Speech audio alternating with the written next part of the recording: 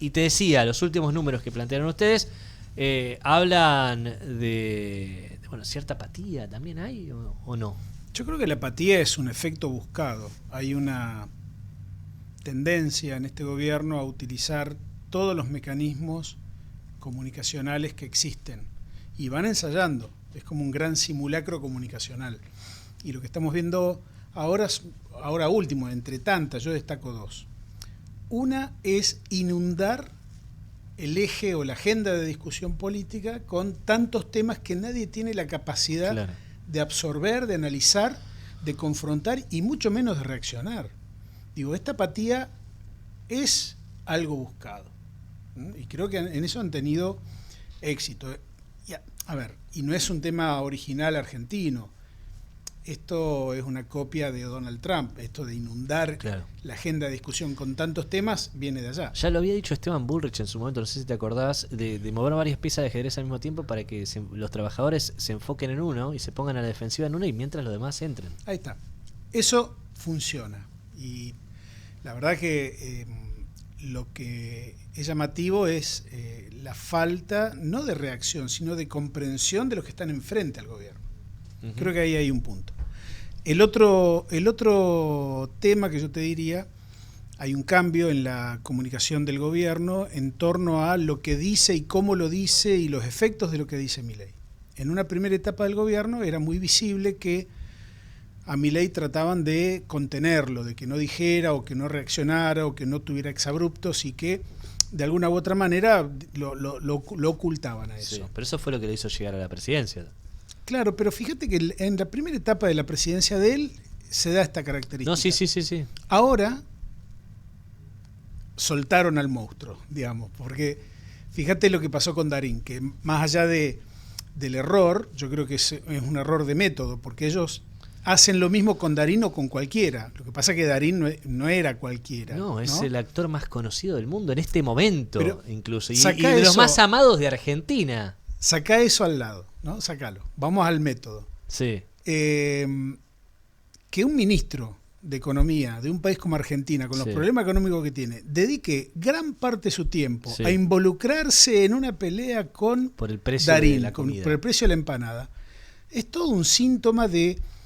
Ahora hacen Scrum, que es un término muy rugbyístico, muy deportivo, alrededor de Milei y lo apoyan y lo tiran para adelante. Antes era al revés. Sí, a este lo contenían cambio. Antes. Claro, esto me refiero ahora, que salen en coros, es como una teoría. Una cadena coral. nacional, porque también está pagado por La Nuestra todo, ¿no?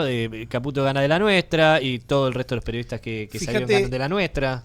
El rol del periodismo, que ahí está el tema de nuestra medición, está bueno rediscutirlo porque, ¿qué hemos notado nosotros? Midiendo las imágenes, y no es la primera vez que lo medimos, es sí la primera vez que lo publicamos, pero mirá este detalle.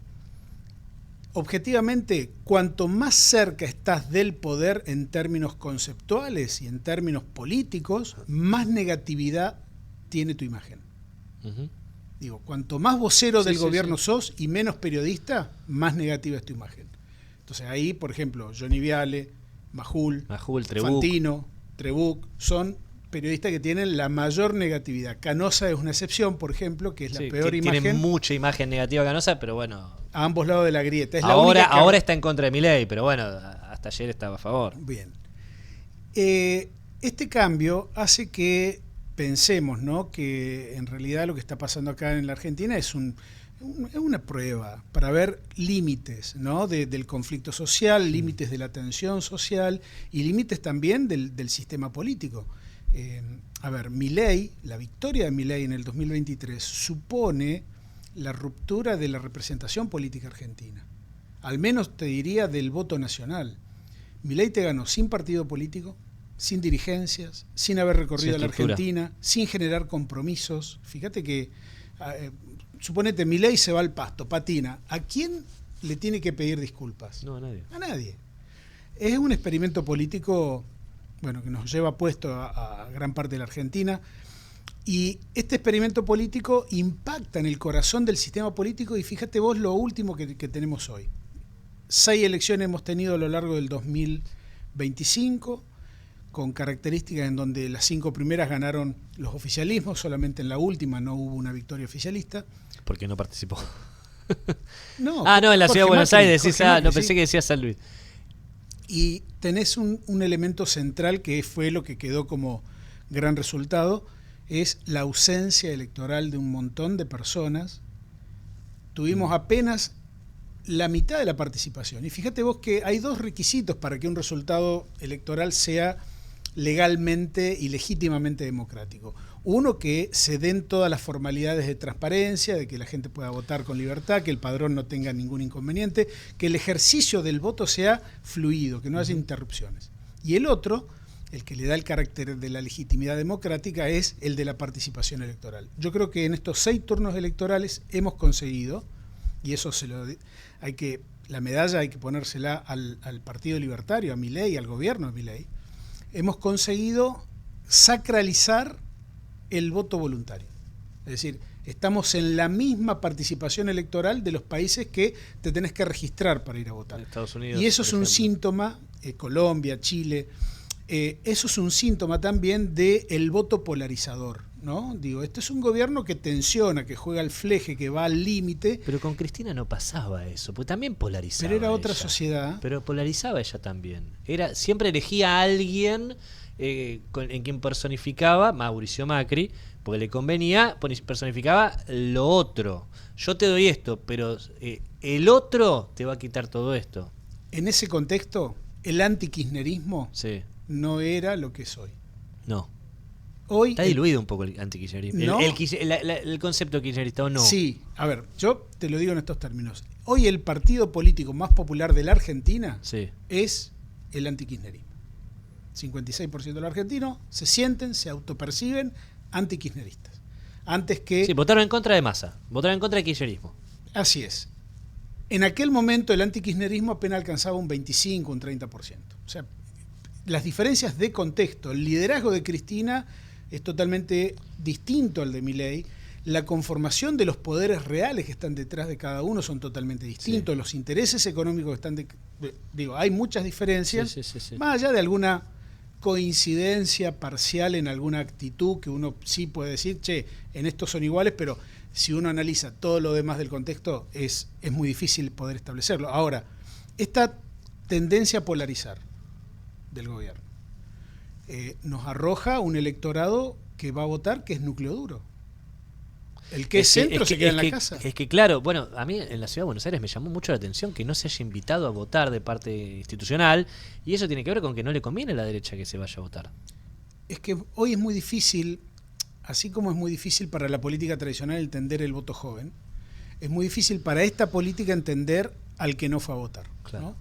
Porque claramente es un votante, fíjate vos, 40 años atrás, el votante tradicional, promedio, argentino, era muy previsible, sí. Era muy sumiso, te votaba lista 2, lista 3 de concejal a presidente y no había un cambio de tendencia ahí. Hoy es otro panorama, el votante se ha tornado sumamente complejo, te puede votar presidente para acá, gobernador para acá, intendente para acá y chau. Es más, antes el votante enojado te dejaba el blanco o el impugnado, sí. Y era una señal muy potente. Hoy ni siquiera se toman el trabajo de ir a votar. Entonces, creo yo que la política, incluido el gobierno, deben examinar muy bien lo que viene, porque acá hay señales muy preocupantes. Esta deserción electoral le quita legitimidad al sistema político, le quita legitimidad a los resultados. Eso a la derecha igual no le importa. Porque hay una derecha que sí le importa. Avanzan igual, a esta derecha que hoy gobierna, yo te diría, no se sienten cómodos en el ropaje democrático de las formalidades democráticas. Esta discusión de fondos y formas, ¿no? En democracia, las formas son el fondo. El fondo son las formas. Ahora, en la antigua Roma, en el Imperio Romano, Ave César, ¿no? Sí. Quizás allí el objetivo era todo y las formas no importaban, pero estamos hablando de la antigua Roma, de un imperio. Es lo que idolatra Milei, porque de hecho se pone imágenes alusivas, usa banderines que parecen más de Hogwarts que de Roma, pero buscan aludir a Roma. En general yo veo ahí una tendencia al infantilismo muy grande y no se toman en serio de verdad la división de poderes. Incluso uno puede sospechar que hay parte de la división de poderes que, viste, están como invisibilizados, ¿no? El tema de los fiscales en la justicia. Yo me gustaría ver fiscales actuando públicamente de oficio. Antes, cuando yo era chico, Antes ocurría. Claro. Digo, hoy vos ves un fiscal actuar de oficio y decís, wow, qué loco. No, es porque algún peronista dijo algo. Seguro. Pero la verdad que no se ve. También hay una... Es más evidente quizás también el grupo que hay alrededor del Poder Judicial que se cuida ellos mismos y que cuida el poder económico. Y en este caso también el poder político. Bueno, yo me concentro en lo que conozco más, que es la política. Sí.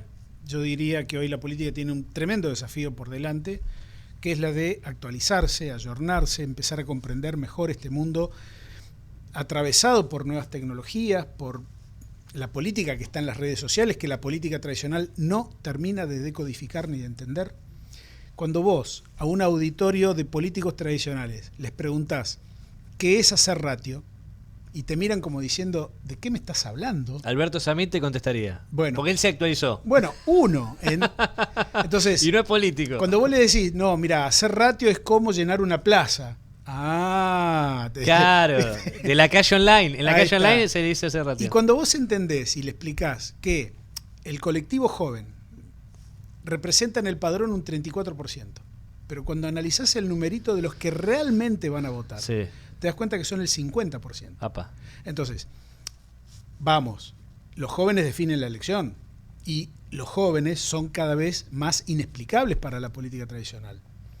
La política tradicional, ¿qué enfocan los jóvenes? Una cultura adultocéntrica. Pretendemos que los jóvenes opinen y actúen y piensen como actuamos los adultos. Y eso es un error garrafal y ha alejado a los jóvenes de la política tradicional. Y los tiró en brazos de, bueno, ya sabemos quién.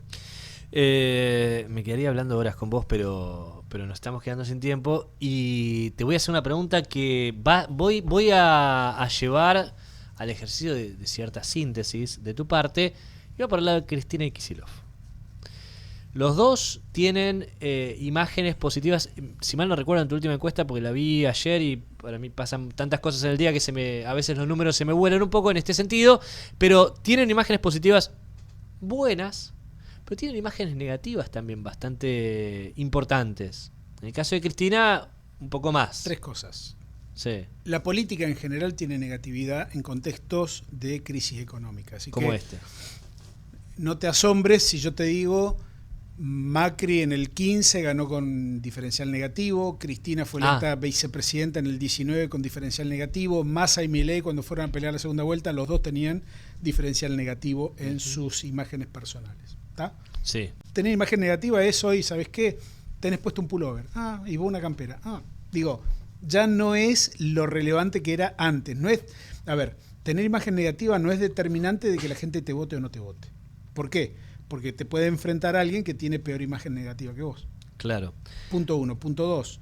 Cristina y Axel tienen quizás una enorme responsabilidad más allá de las estrategias que tienen, ¿no? Tienen un grado de visibilidad muy grande y de responsabilidad muy grande. Kicillof tiene además la responsabilidad de gestionar la provincia de Buenos Aires. Uh-huh. El mundo político los mira de una manera muy especial porque entienden primero que el peronismo es competitivo. ¿Esto qué significa? Significa que con un 30-35% a nivel nacional vos podés pensar con una figura convocante. Figura convocante significa poner un dirigente que logre captar votos en una eventual segunda vuelta, uh-huh, porque para ganar en primera hoy te diría es imposible.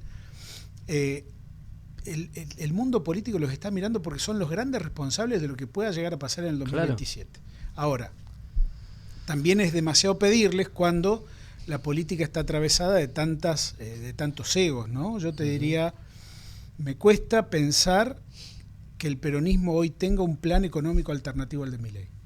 Y eso me parece que es lo que puede llegar a convocar a esa gente que no va a votar. Ahí hay una idea. Yo digo, ¿el peronismo puede ganar? Claro que puede ganar. Claro que puede ganar. Ahora, la pregunta que debiéramos hacernos y hacerles es, ¿para qué? ganar una Claro. elección. Bueno, fue la pregunta que no se hizo con Alberto Fernández, me canso de repetirlo. Sí, o se hizo, pero no había respuestas, Bueno, porque había no había una respuesta común. incapacidad de resolver en términos comunitarios de coalición, digamos, el acertijo del poder y de gobernar el día a día. Claro. ¿Lo ves entonces como una posibilidad que alguno de los dos tenga chances en 2027? Es totalmente bueno, positivo para un partido político como el peronismo, además, la tensión interna y la puja por quién conduce y quién no. Digo, quien piense lo contrario se equivoca. El problema, ¿sabe cuál es? Cuando es solamente eso. Claro, no, por supuesto.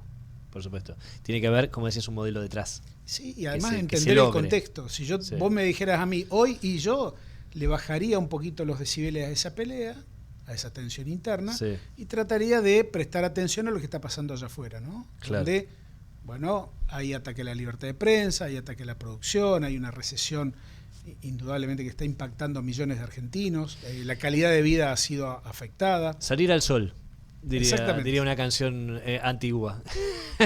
Gustavo Córdoba de Subán Córdoba, muchas gracias. Vení después nuevamente porque me encanta conversar con vos.